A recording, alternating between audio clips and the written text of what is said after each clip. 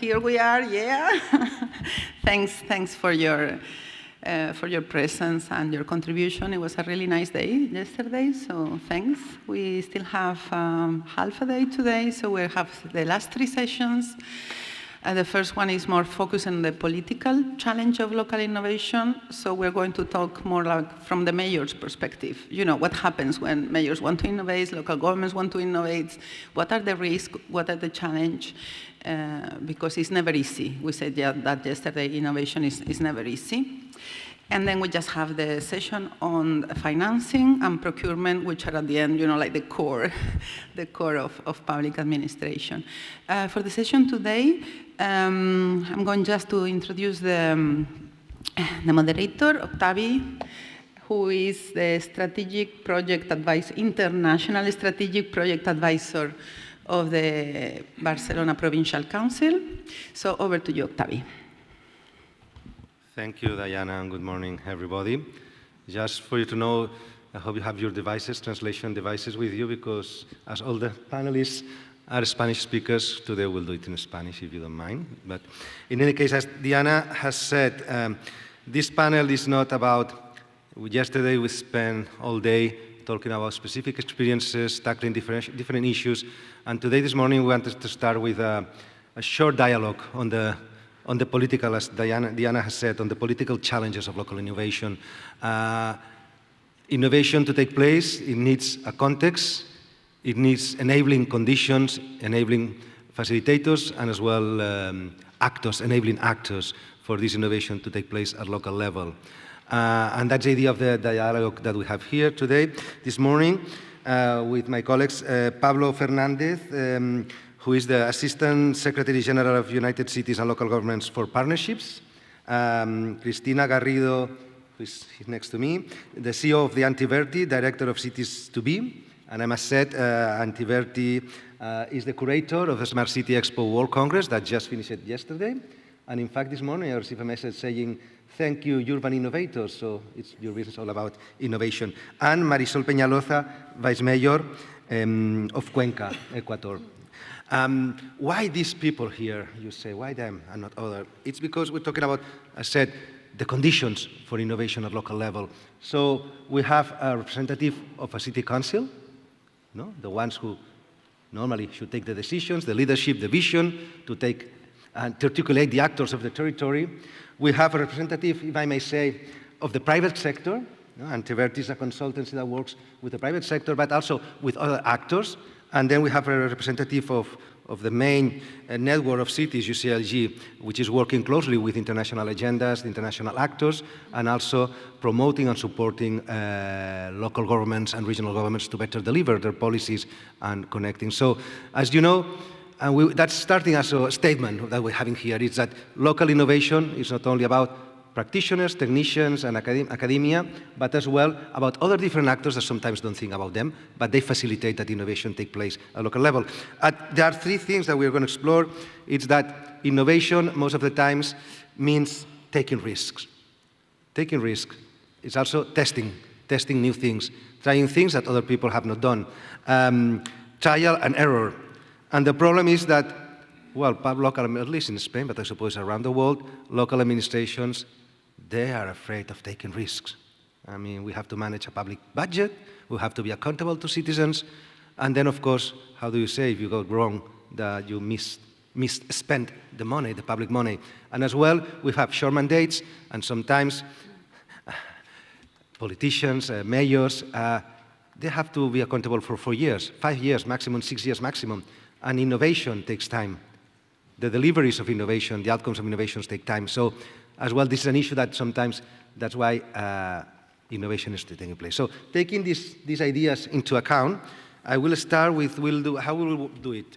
We'll have 2 rounds of questions for the 3 panelists during 30 minutes, and then the other 30 minutes, we will be open the debates for all of you to intervene, to comment, to react to the dialogue, and to have a nice open dialogue with everybody. So, we can start with the Vice Mayor, no? De Ecuador, Marisol Peñaloza. La primera pregunta sería, claro, usted representa o forma parte, ¿no? The The first question would be, you represent a town council of 600,000 inhabitant city, a mid-sized city. And the question is, how and when do you decide that innovation needs to take place? At what time does that happen? An easy question to start with. Thank you very much. I wanted to greet you all. Good morning, everyone. All my warmth from my city, from my country, Ecuador, and from my canton, Cuerta. I'm a rural woman, vice mayor of the Cuenca canton, and I wanted to extend these greetings from the mayor. It's important for us to salute the panelists, Pablo, Cristina. It is a pleasure to share with you. Diana, thank you for the invitation. It is an honor for us to be able to share our day today. Before we start with the question, I think it is important to talk about the strategic alliances that we have. The UNDP in Ecuador has been a strategic ally. With them, we have closed the drafting of the first voluntary local report of Cuenca. I think it's important to express this. We have some important examples of this, and it would be important to report on how we've worked with each of them. And going to the question, I would indeed like to talk about an important process that we are carrying out at the moment to reach innovation in our territories. The canton of Cuenca is a city of 600,000 inhabitants, has 21 rural parishes and 15 urban parishes, in which 52% is the percentage of women and 47.4% is the percentage of men. And 40% of this population is in the rural areas. They do not have all of the basic services. Many of them have not been able to access studies, healthcare, and many more. First of all, I want to talk about something very important, the implementation of savings banks for rural women, because they are 40% of the population, and women who work in the markets. We have 6 markets.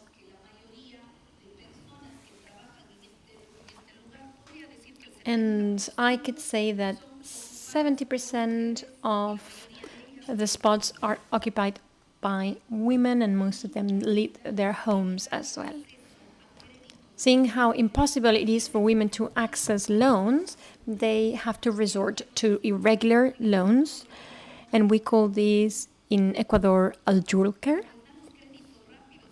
And they receive quick loans.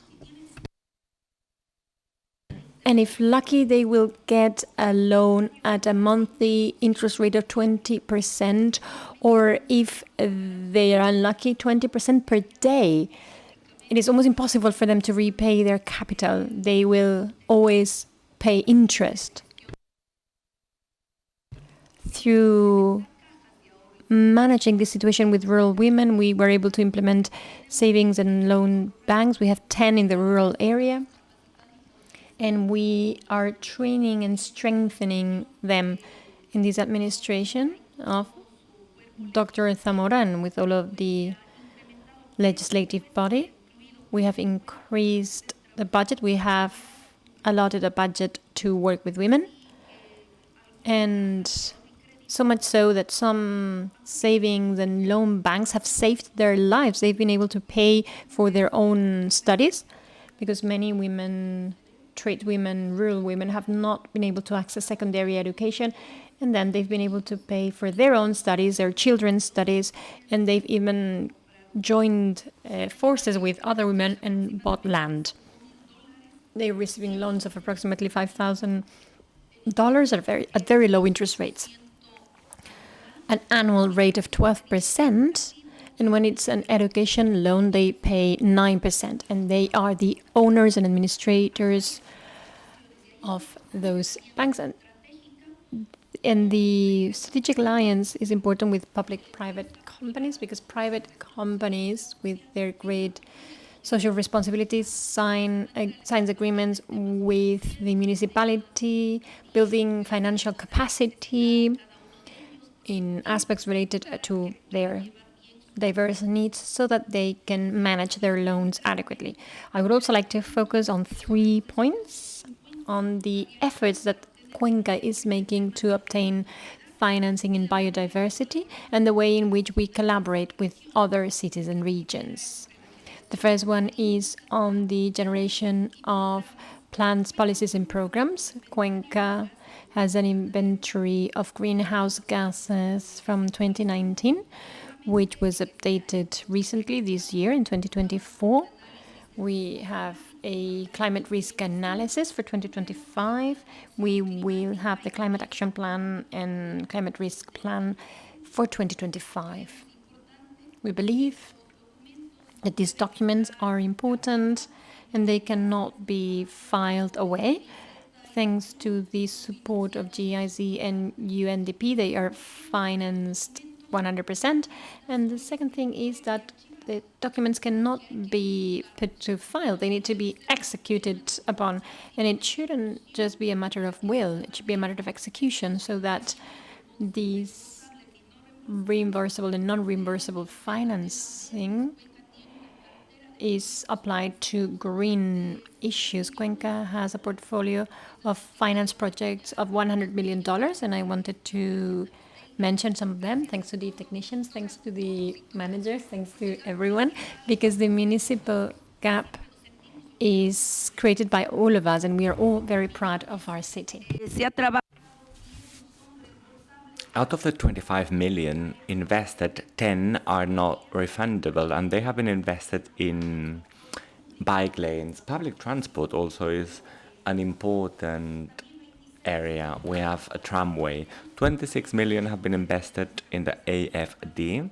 For our municipal company, it has to be underlined that this company is a public company at the service of citizens, and we want to update the vehicles and we want to contribute to the transition towards the energy efficiency plan. We have also a green fund, which is at the service of recycling families. 232 families benefit of this green fund, and at the end of the year, by the end of the year, women and organizations decide where to invest. Oftentimes they say, listen, we need to invest in this machinery. In the last 2 years, as a result of the crisis we are experiencing, they have requested food bonuses. We also have a fund of $40 million with the KAB, and we're now working in expanding our green lanes. It is important also to invest in parks for youth, such as a train park, and the youth will be able to have this public space at their disposal and organize food fairs, because we need to contribute to building a bridge between the rural and the urban environment. We have also a local legislation on the food sector. $9 million, non-refundable ones, have been invested to expand the processing and composting and waste management plans. And this is how we have been working in very important projects. Let me raise one last point, which is indeed very important. We have a public company, a public corporation called Etapa EP, and through a local regulation, we have been able to set up a local park which allows us to take care of the environment. For us, the most important thing is water, and thanks to this program, we launch awareness-raising campaigns with the participation of local leaders so that they feel their region has not been invaded. We open a debate with water management boards. So we work in partnership with them to replant trees in these basins. Thank you. I would like to highlight 4 elements from your presentation. For enablers, you've referred to strategic alliances with key actors, multi-level, international, and also with the private sector. Funding is very important indeed. Then the capacity to go from planning to implementation. Oftentimes we're very good in strategic planning, but it is difficult to implement things. And then fourthly, to engage with civil society organizations, which is a must. Thank you. Thank you very much. Let's move on, and I'm going to hand it over now to Cristina. You are the directors of Cities to Be, which within Vertis is the knowledge platform that has been now operating for a while, for a few years, and within the Smart City Congress, you are in charge of the international spin-offs. So for quite a long time, you have been working on innovation, and my question to you is quite specific today. What are the innovation niche, or in what areas is there more interest? Have you been able to identify those? Thank you.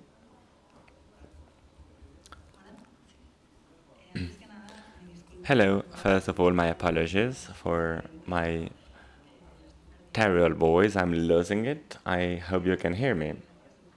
And thank you very much, Octavi, and thank you very much, Diana, for having invited me. Of course, we work in innovation. In Arte Verde, we are the commissioners of the World Congress here in Barcelona, the Smart Cities Congress, and the regional gatherings in the topic around the world. And this offers us a window of opportunity to better understand what is happening at the innovation in the innovation landscape, and we also offer strategic consulting services in innovation, in the smart cities, and other related topics. Now, I firmly believe that innovation is happening at all levels and in all sectors: transportation, water, public governance. Innovation is in the front page in many parts of the world, and cities have clearly understood that they need to innovate and test new things to move forward. Our daily practice, as you mentioned before, well, we believe that at the city level, innovation, even if it's sectoral, ends up becoming city innovation because it entails structural changes in procurement, in legal, or even in governance models. And at the end of the day, this entails a need to engage different city actors at different levels. Out of the millions of examples I could give you, I am thinking here about Barcelona and the super blocks. The super blocks here in Barcelona have been a public intervention which has entailed a cultural change in the city, also legal issues. It has also entailed infrastructure problems or related issues. So it's had indeed a direct impact. In Incheon, for example, in Korea, the city council has launched a pilot project. It is called iMod, and it does not have a specific pathway. It's on demand. So basically they collect figures, data of users wishing to move from point A to point B, and the bus adapts its route according to the demand. So of course this is not easy to manage. It entails a change of mindset, and infrastructure has to be adapted to this. Another innovative area is participatory budgets. Perhaps it is more of a soft innovation, but again, it entails a cultural change and a new management process to engage citizens in the decision-making process. Thankfully, there's innovation at all levels and in different sectors, and more it is clear that cities have to commit with innovation. Innovation has to be tested, to make it sustainable over time. Thank you very much.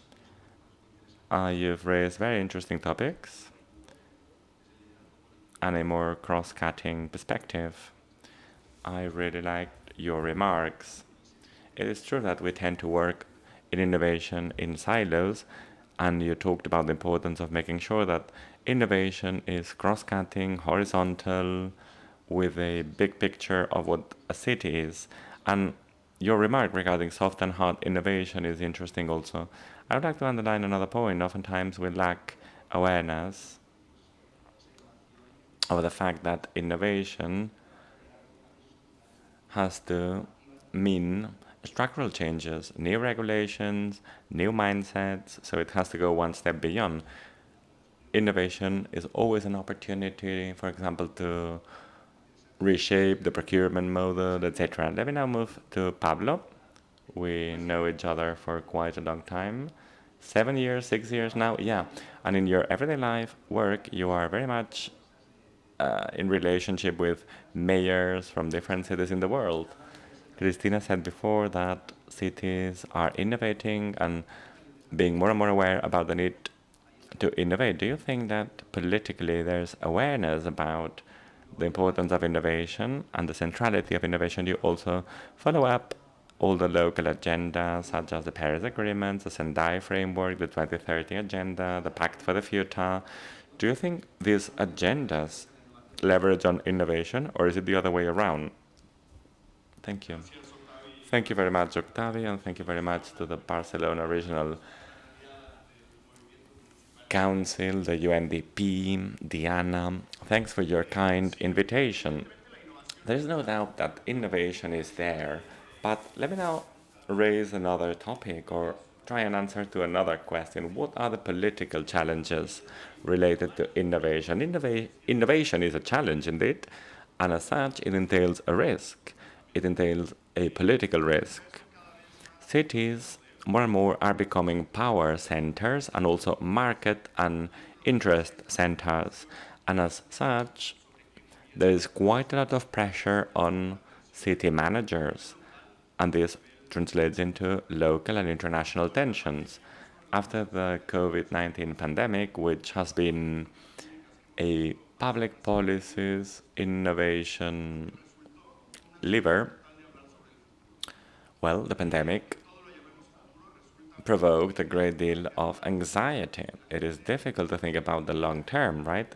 In our times, and the city, the market, and lobbies want short-term solutions to problems which are complex. So there's a dichotomy. There's, on the one hand side, cities understood as power centers, and at the same time this short-term approach which makes things complicated. Year 2030 is the long run in political terms.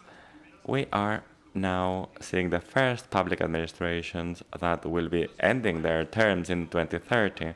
So innovating in a global agenda such as the SDGs is per se a political challenge, which is, how am I going to be investing for 2030 if my term ends in 2026? And to what extent this public policy is going to have like positive outcomes in a short term, right? And this is what we face as an international movement. How can we respond to these challenges? Because in fact, our members are becoming the lead characters in demanding short-term measures.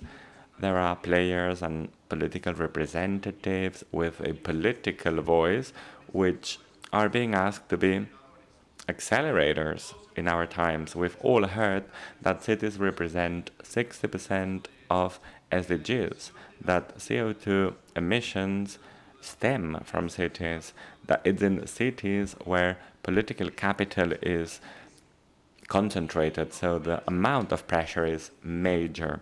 I'm not going to speak about the crisis of identity, but we need to reshape the way we think about innovation. So from United Cities and local governments, we have a long-run strategy, the Pact for the Future of Humanity, which is an interaction with the Pact for the Future of the UN, and we have 4 entry points. First, we try and answer to what innovation could mean for local public policies. First of all, we need to understand what the commons are and how our common goods have to be governed. Local innovation, even if it's smart, process-oriented, or related to the UN, well, we're speaking about innovation in public services, basic services, and all the way up to the commons. This is what we consider to be the commons. There has to be innovation in terms of human rights also, because it is related to human rights. And there's a link to public services also. It is important to innovate in terms of human rights. We need to understand why are we innovating to ensure citizens have rights. We're not innovating because we want to achieve the SDGs and go to the UN and talk about it. We're innovating because we want to transform the city of citizens.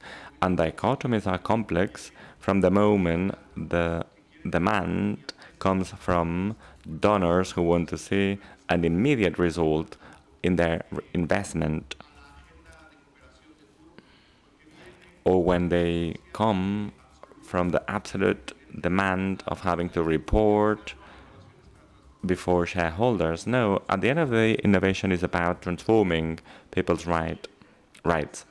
Then there's a redefinition of finances and funding. How can we innovate in a financial scenario which is not made for local environments? This system has been designed to respond to the interests of private banking, but it's not designed to ease creativity and public innovation from the local perspective. So we need to innovate also in the care systems, in the care economy, to ensure we can take care of the elderly and the children and vulnerable citizens. Now, we need to also understand that there is a crisis, a trust crisis in public institutions. We need to accept that there is a lack of trust in this sense, and for that we need innovation systems, not only in public policing, but also in local democracies. Public policies need to be able to reform local representation mechanisms, and in this sense, we need trust in order to innovate. Because if we want to take risks, there has to be consensus on that. Leaders will be able to overcome such challenges and risks. And then, of course, we need to renaturalize ourselves. We need to make innovation compatible with a new form of interacting with natural landscapes. We need to redefine the way we produce and consume, and we need to be coherent with the reality in our times, that is climate change and the climate crisis. Of course, cities, diplomacy, and multilateralism matter. The importance of understanding that we need to interact at all levels, and that multilateralism is today a must. For example, this organization is a very good example of multilateralism. We need a federation of cities, and of course, what we propose is the international movement of cities. And this is also innovation. This entails innovation in global governance mechanisms to give voice to all, independently on whether you are innovating or not. What is the added value of having a mayor from a part of the world that cannot be in the table? Well, it has an added value. The mayor has to be supported by other leaders who are perhaps invited into international platforms, and thus, well, a lot has been said, and everything you said has been extremely interesting. You made me think now, in this context of local agendas and the mantras we've been promoting on localization, isn't it a little bit like when we came up with the mantra of smart cities? We all wanted to be smart, install sensors all around the city, and, you know, all mayors were obsessed about apps, etc. And I believe now we are again obsessed with localization and proving that we can ground SDGs, and perhaps we've lost the big picture. At the end of the day, when we innovate, it's all about the short term, the long term, this match between the short and the long term. And I believe you've been able to identify the topics: funding, the commons, governance. The three of you raised the topic. The deputy mayor talked about the governance model in Cuenca, in your city. You also referred to what extent innovation has to have an impact in innovation, etc. So thank you very much for that. Let me now move to the second round of questions. We're running short of time, but hey, this is super interesting. This question is for you, Deputy Mayor. This is a rather personal question. I would like to know what tips or what advice would you share to other decision makers on how to contribute to change in cities and how to justify failures, achievements, and how would you go around diversifying risk? As you mentioned before, this interest rate, bringing it down from 20 to 10 and ensuring positive outcomes. So what narratives are there, and how can you work to move forward in these areas? Thank you very much, dear Octavi. I believe it is a very important topic. First, we need to know what our rights are in order to demand them. What has happened in our country is the following. We have a constitution which was adopted in 2008, but when new authorities come into office, the constitution is read differently. Let me share a personal experience. I was a deputy mayor 2 months in the last mandate, but I was expelled because, in theory, women were not to be trusted, whereas men are. And then I was replaced by a man, and we protected my position in Cuenca, and it has an international repercussion in more than 90 regions. And what was our success? Well, we were capable of reforming the democratic code. Women have to be part of the decision-making processes. Without women, there will be no democracy. Thanks to this reform, more than 200 regions benefited, and more than 400 little regions have now a parity and gender equality regulation. I wanted to start by referring to this because it's all a matter of political will. Oftentimes governments adopt a plan and they just obsess about implementing it. And sometimes programs which have proven to be very interesting are left behind. And this is a reason for concern. I believe that first we need to speak about financial independence. We have an allocated budget and we have public policies related to the budget, right? Because we are now working in one of the SDGs, especially SDG number 5, gender equality, because we want to ensure first that we can eradicate gender violence, enhance women's financial autonomy, but for that you need a budget, and we need to empower and train women in their own environments. It's not like women have to go all the way down to the cities. No, they need to be able to stay in the city, wherever they come from, right? I would like to speak also about 2 examples. I would like to give you a couple of examples from our part of the world. The first one has to do with policies to promote youth employment. The mayor and the regional council impose terms of reference in procurement policies. So the companies which are outsourced by the city council, or rather the services outsourced to private companies, have to hire young people. What have we imposed? Well, if they do not hire, young people will have to move to the next company in the line. So what has happened when we obtain our BA, our certificate, and we want to find a job? They look at our curriculum, and they say, listen, you lack experience, you lack professional experience, and without professional experience, we're not hired. Nonetheless, in our policies and in decision-making processes, today, all private sector companies have to hire young employees.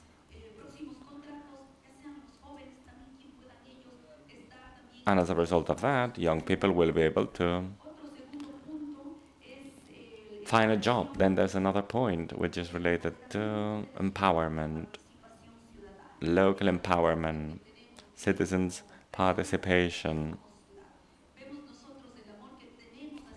We love our city, and there is a great deal of co-responsibility, for example, in terms of keeping the city clean, safe, and in good shape. As you've heard before, Ecuador is undergoing a very complex energy crisis. There are power cuts 7 to 8 hours a day. Thanks to the public company Etapa EP, we have been able to avoid water cuts and shortages because we have been able to preserve water to keep it in good shape. When there is no rain in Cuenca, Ecuador dries and there is no energy. It's quite worrying, but our main challenge is to invest in whatever it takes, but we cannot do it alone. We need citizens' participation, we need innovation, we need to ensure that citizens feel part of the process, because they are the ones who have to be part of the decision-making processes, not to speak about the importance of participatory budgets. At the national level, for example, we have 21 rural regions, and for many years there has been an increase in price of more than 25%. So we need to invest in this area 10% at least in priority groups. Unless we plan things, there will be a clear lack of growth. And for that, we'll have to work all together because we'll get nowhere alone and we need citizen support. I believe you've underlined very interesting points from a local perspective. Indeed, political will is important yet not sufficient. You've also raised the importance of public policies because projects do not happen in a vacuum. They have a political component. Political change, of course, it is important, and legal reforms are important to pave the grounds for innovation. You've also raised the concept of holistic and intersectoral policies. It seems like the cool word in the new cool word, but it is important indeed. Public procurement can have an impact in youth policies, even if they seem to be unrelated. So thank you very much for this different regard, for this different scope, because public policies indeed have a direct impact in other projects. Not to speak about planning, urban planning, as a way to ensure that projects can be implemented. Down the same line, Christina, I believe that you've seen many success stories and many failures also. Sometimes it is difficult to speak about the projects that fail. Have you been able to see why some projects flourish or are successful?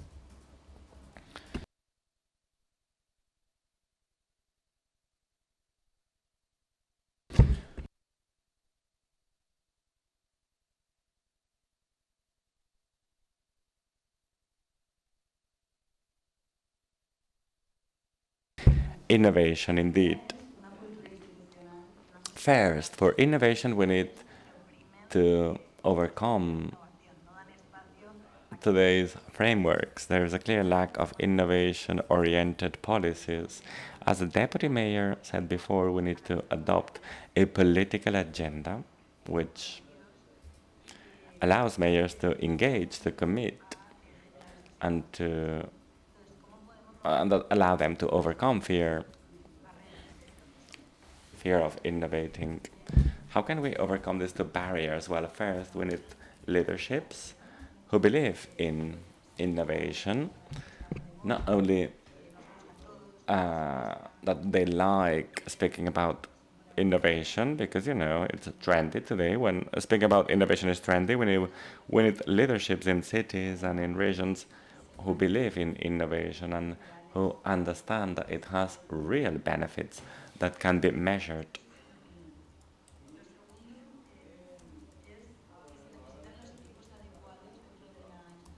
Secondly, we need robust teams, experts, right? So we need, on the one hand side, leaders, but also teams, implementation teams.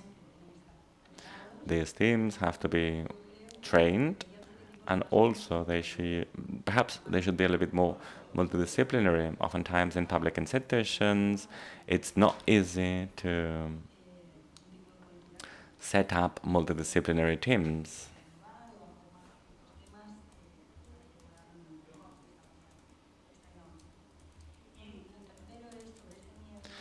Thirdly, it is normal that many decision makers feel fear. This is one of the constraints.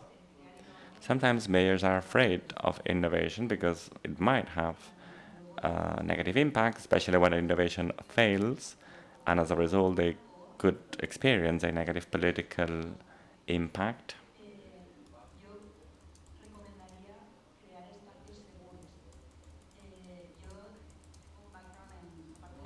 I always recommend safe spaces. I have a background in sociology, but also in fine arts.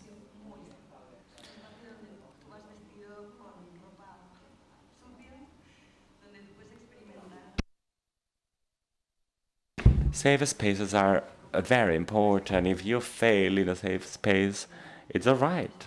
It's even something which is welcomed. So this can maybe an analogy to public institutions. And this has been already been tested with sandboxes. Barcelona has also joined the sandboxes. It's all about creating safe environments where to promote tests, demos. Let me go back to the super blogs. There was a demo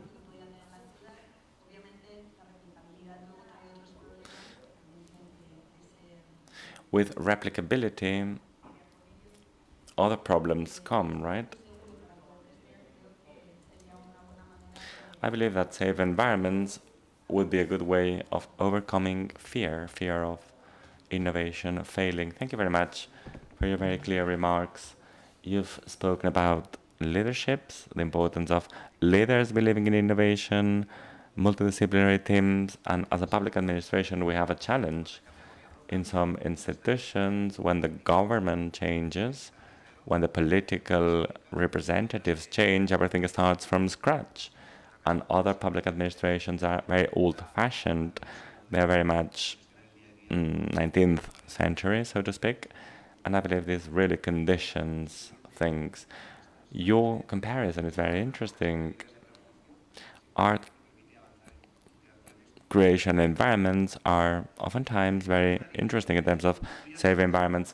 Paula, thank you very much. You already mentioned in your previous presentation the topic of how political representatives are working in innovation. I don't know if you could perhaps elaborate a little bit more on the topic.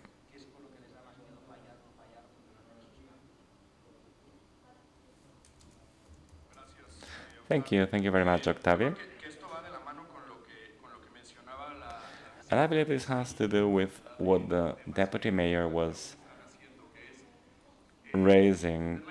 We need to understand innovation holistically, independently on whether public policies can be sectoral and the effort can be led by one specific administration.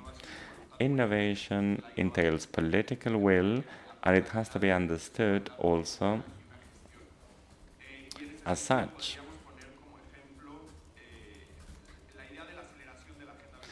Let me give you an example, the accelerator of the 2030 agenda. The agenda contains 17 objectives with targets, but we need to understand that they are all interrelated. Also, when it comes to the political narrative, even if a public policy is successful, unless it is attached to other policies, it will end up failing. So innovation doesn't necessarily have to focus on one specific system. No, it has to be a holistic project. And in this sense, I would like to go back to the importance of global agenda. So in the totality of the intergovernmental debate, we do not take into account what other political domains request, there will be no room for innovation. And in this sense, we believe that the six transitions raised by the UN are important because they focus on all the objectives. We're speaking about the commons. There will be no innovation unless we overcome housing problems. There will be no innovation unless we ensure cultural rights, unless we rethink funding schemes so that the poorest have access to funding. There will be no innovation unless we eradicate hunger. We need to speak about climate justice. We need to speak about the informal sector and how we can give dignity to those who are in the fringes, those who have no right to accessing water, energy, and basic services, not to speak about the relevance of public health. I believe that what we are doing is interesting. We are developing a new multi-platform actor with a local social contract. We will be attending the Development Summit in 2025 in Doha, and we'll be also attending the Summit for Funding Development. And we want to also set up a political platform which will help us opening a global debate about the post-2030 agenda. Even if this sounds crazy, bringing this topic back on the table is innovation. In the Pact for the Future, there's one single reference to the concept housing, which is terrible from a local perspective, right? So we want to invite leaders, local leaders, and we want to invite society at large to this new platform, which will have 3 lines. One, high-level political commitments. When we say high level, we mean the top level. Of course, there will be a great deal of public policies in there. Secondly, actions for current and future generations. Let me open this debate here. How can we think about innovation for future generations? And we're not speaking about here we're not speaking only about the youth who are today children. We're speaking also about those who haven't been born yet, and to what extent we are responsible for the lives of those who haven't been born, and how are we going to grant their rights by 2060? The UN is thinking about reshuffling the funding commission in order to ensure there is room for maneuver. Multilateral strategies, we need to map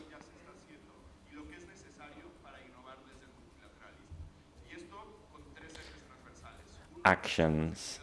We need to ensure care systems. We need to promote affirmative actions to tackle discrimination. We need to keep pointing at minorities or interest groups who lack representation in global decisions. And last, the diverse participation of youth in all these processes. And as I said before, this will be grounded in the Development Summit in 2025. And again, this is the great political platform we want to ensure in the debate for the post-2030. Yo destacaría un elemento muy interesante. There is a very important element here, which is that at the end of the day, what you say seems clear, but perhaps we're not so clear about it. Any innovative project, such as building, I don't know, a subway station, planting a tree, managing water, installing a red light, has to be also compatible with respecting human rights and citizens' rights. Innovation always has an impact in rights, in human rights. So what is the link between these and global processes? While listening to you, I thought the new urban agenda, in fact, has allowed us to speak about innovation and new methodologies. It didn't used to be the case. This connection is really helpful. Thanks for making this link between innovation, human rights, and future generations. Diana, I know we're running late. How much time do we have? 10 minutes. Open mic, so raise your hand, introduce yourself, and 1, 2, 3. Okay. 4. Well, I start. Muy interesante todas las presentaciones. Very interesting presentations. My name is Esteban, and I represent the government of Buenos Aires City Council. Pablo, you've spoken about the pressure on local governments in the context of the 2030 agenda.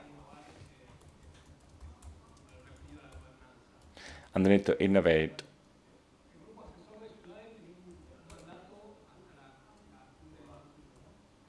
Our mandate expanded all the way down to the Future Summit. It proved to be a very innovative tool in the context of the UN, in the framework of the UN.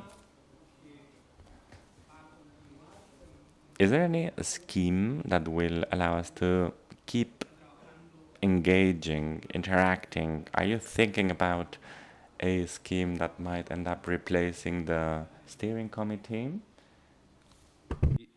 Si os parece, hacemos primero, como vamos así un poco de tiempo, recogemos todas las preguntas y... Shall we listen to all the questions and then open the floor? Gracias, thank you.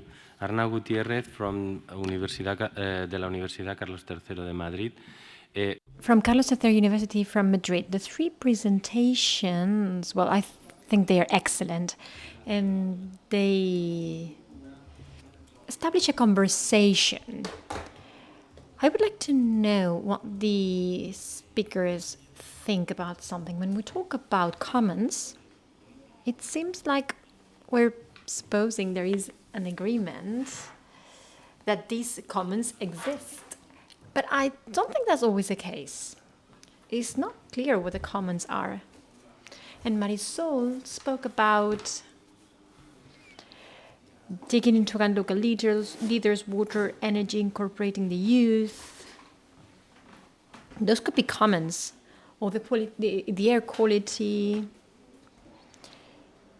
Cristina talked about super blocks, a very interesting initiative in Barcelona, which, by the way, was very harshly criticized. And they've tried to dismantle it on many occasions, and similar initiatives have been stopped on other cities. And then Pablo talked about this tension,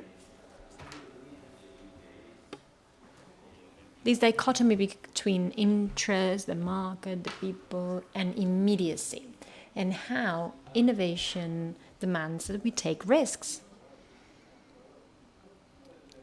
And local governments cannot take risks easily. We're not ready. They're not ready. They do not have the capability because it takes a toll on them. So how do we talk about innovation if we cannot take risks? And here, final question. To what extent or how far does this innovation go if maybe we are innovating in democracy?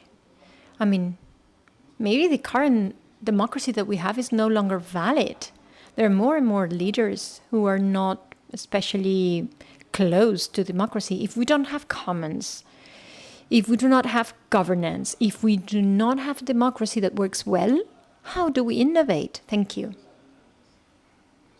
And then we'll go to the chat. I think there was you, and that will be the last ones, and then the questions on the chat, okay?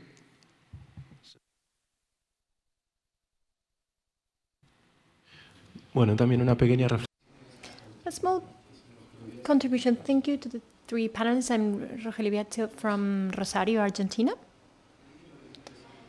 And based on what Arnau said, innovation is the daughter of necessity.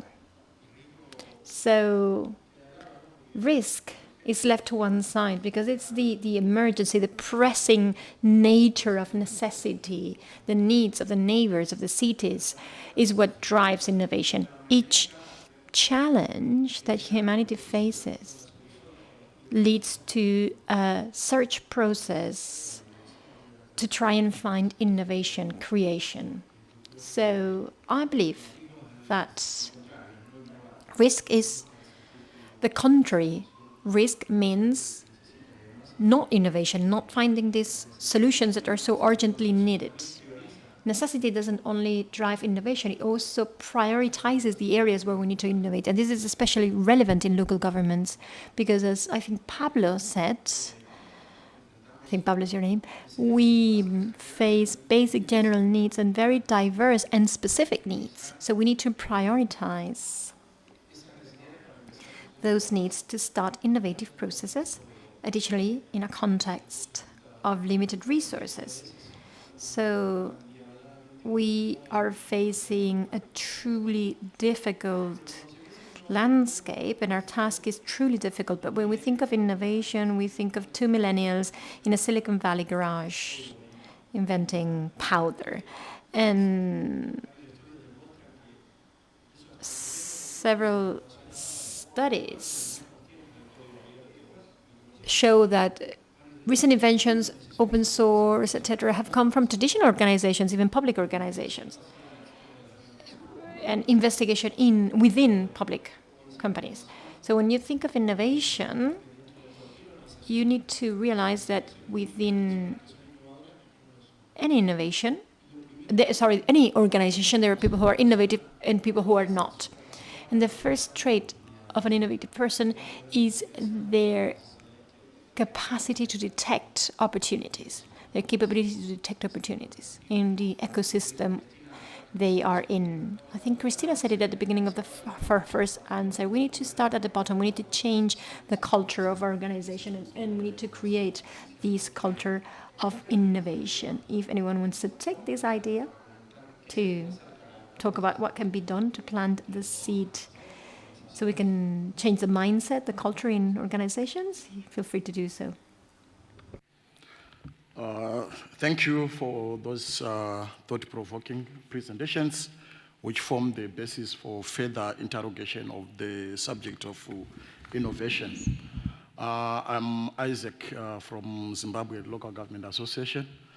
And the central theme, I'm just making a comment, the central theme about SDGs is leaving no place and no one behind. And so as we innovate, where are we placing the citizenry? Where are we placing the communities? Are we trying to be smart as local governments? Because more often than not, as local governments, we've been accused of being so near yet so far. We are governments closest to the people, but in some instances, we appear to be further away from our people. Are we innovating solutions to solve community challenges, or we are just innovating to be smart and run away from accountability? So I submit that as we innovate, let us place the citizenry in the center so that we innovate with them and not innovate for them. Because they're the recipients, they are not just the passive consumers, but they should also take place or take part and actively participate in the innovations which we envisage. So yes, innovations, but for whom and for what purpose? Because the objective is to improve the quality of lives for our people, and they should take part in those innovations. And the political will is derived from them. And the common adage is nothing for us without us. We are not doing it for them, we are doing it with them. I submit.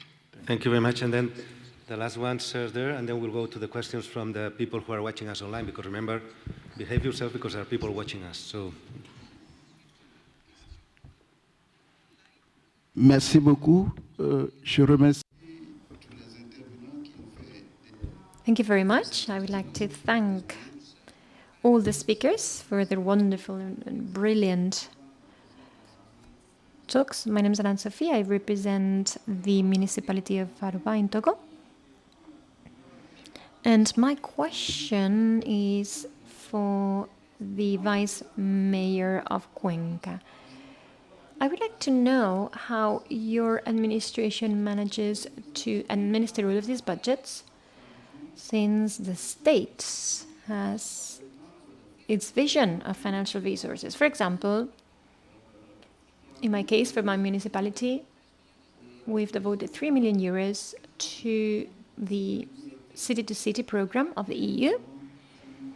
And it was very difficult for us to manage this budget. Even the signature of the mayor was difficult in order to carry the project forward. Secondly, you also talked about subsidies that are partially reimbursable. What are the strategies that your town council develops to meet this commitment? Thank you. Thank you for your question. De la audiencia online. And now on to the questions from the online audience. The Zoom, and I have one question from my side.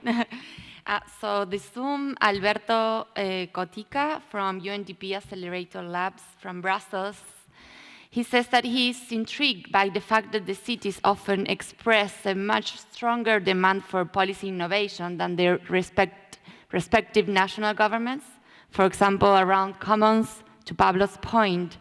They, however, struggle to move forward because public budgets are formed nationally with limited local fiscal revenues. So there is a gap.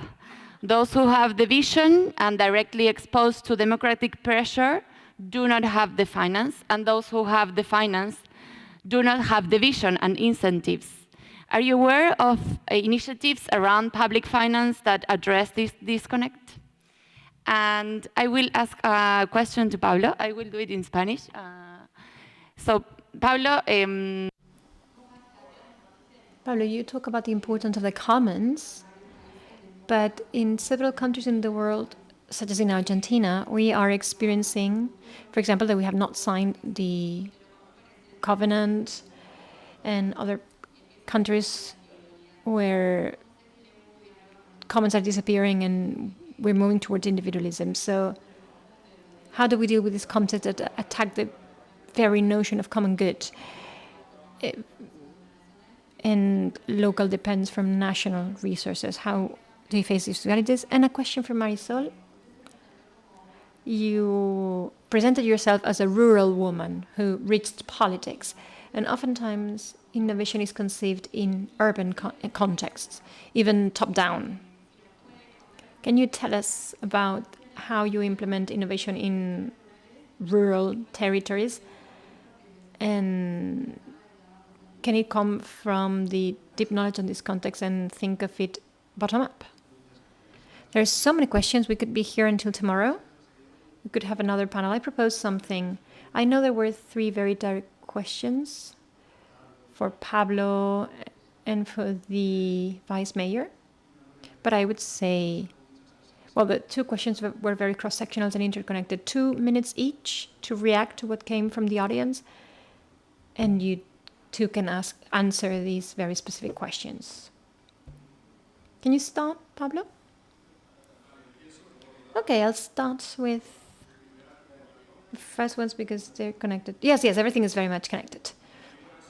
Yes, so we come from, let's say, the first complete deliverable of the advisory group of the Secretary General of the United Nations on local and regional governance. And this is an effort that is innovative, but is the consolidation of years of the work of the municipalist movement versus central multilateralism, which is the UN. And what is innovative is the political availability of a Secretary General, listening to the call of an organized collective of local and regional governments to be represented through representation of regional and local governance networks. And the task force was the one that appointed the representatives, so that in turn these 15 representations had the mandate of the collective to carry out the implementations. The first deliverable had the purpose or the end date of the summit at the UN, but it was not the final term. And it's important to say this because the group is linked to the common agenda, not the summit for the future of the UN. And the common agenda is an ambitious multi-sectorial agenda that one aims at reforming the entire system. I know the answer is a bit diffuse, is a bit broad, but the work of the advisory group continues, and the structural relationship between the Secretary General and the member states with the organized collective continues as well. So I cannot give you a specific answer as to the timings, but I can say that there are already political debates for the new stage of work between the Global Task Force and the Secretary General. And what is very innovative is the proposals presented by the group on how they see that the structural relationship should be and what mechanisms we can have to establish conversations with the entire system, and so that none of these options are against each other. The purpose is to have total representation. And this is also related to what Melissa and Arnau said, which is what are the commons, where are they? From CGLU, the answer is in the Pact for the Future of Humanity that was approved in our Congress in 2022. But regardless of this is the vision of CGLU of what commons should be. The commons are the new essentials, time, water, but they are also participative processes, the indigenous worldview of what local should be, and what is holy to the different communities. So the reflection of the commons is everything that should be public. And a lot of it is already public, but many of the things that are common are not yet public.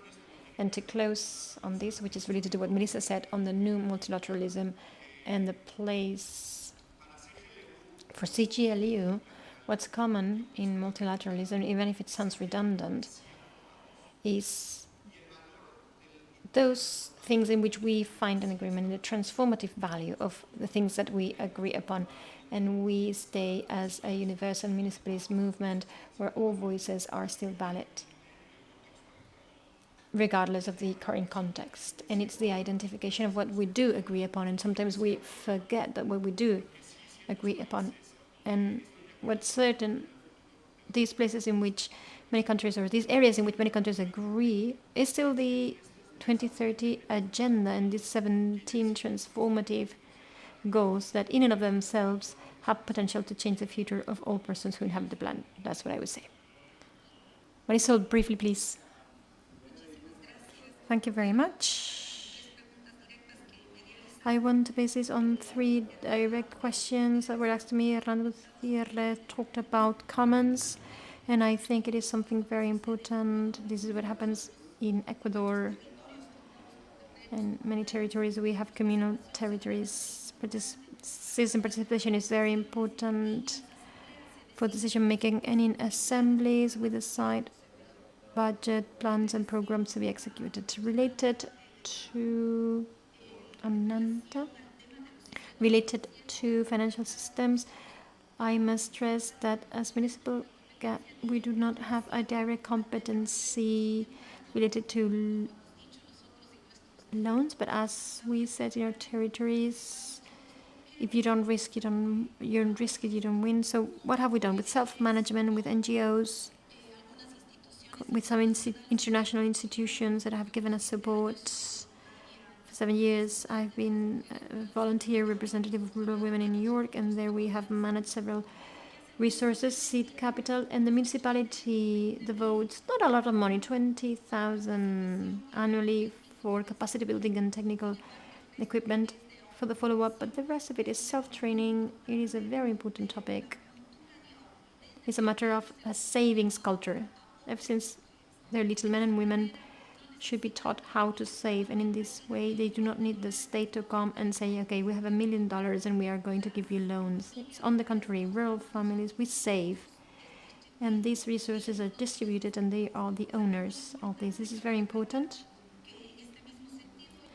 And in this sense, I did my master's thesis related to savings and loans banks. In the rural context, I have a manual of processes of how to create a savings bank. It's like an encyclopedia, and how to strengthen savings banks, which is very basic. I was IT professor, and there you have the detailed information on how to create the savings banks. They can be shared. I think it's been an important tool because as we were creating more banks, I received calls and they said, Marisol, how do I do this? How do I do that? How I calculate this? And in that way, we prepared this manual. And the final question from Melissa, I think is for the local warmies. As a warmie, I'm happy and a carrier of my roots, ambassador of my roots. I always wear my macana, my candongas. Even the fabric of the warnis is our own. If we do not feel proud of being Ecuadorians, how do I show this to the world? We always thought bottom up. Women need to be included in decision making. As I said before, without women there's no democracy. We demand our rights always with respect, and now when I go to several events, the mayor, other colleagues see me and say, oh, for rural women. So it's something that identifies us. And when we go to any department, to any place, we always defend our rights. We empower women, we empower local, rural girls. Many of them didn't have access to education. Many of them, unfortunately, because of this territorial gap in the pandemic, they stopped studying, and there's violence in the rural environment. 8 out of 10 women in the Ashuay have suffered from violence, so we need knowledge and empowerment for women. Thank you very much. Thank you very much. Cristina, very briefly.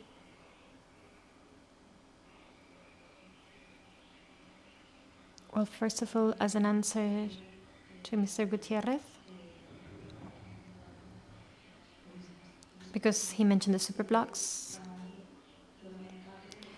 For me, what's unfortunate in innovation is that it's always politicized locally. This belongs to this mayor or that mayor, and I don't like that. When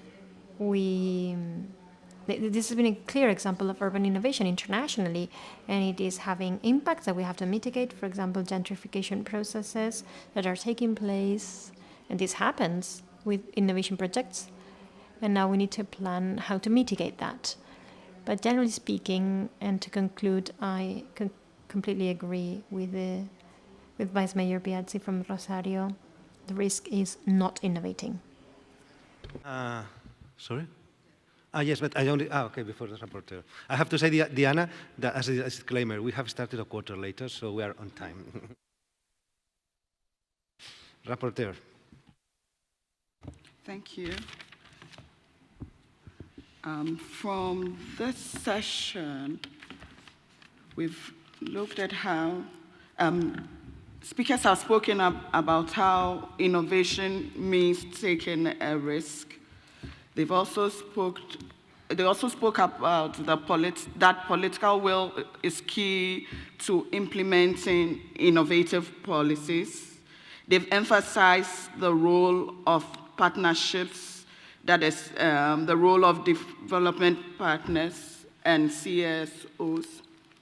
And they noted that innovation is happening at all levels, and it requires structural changes in governance models, which entails the need to engage city actors at different levels.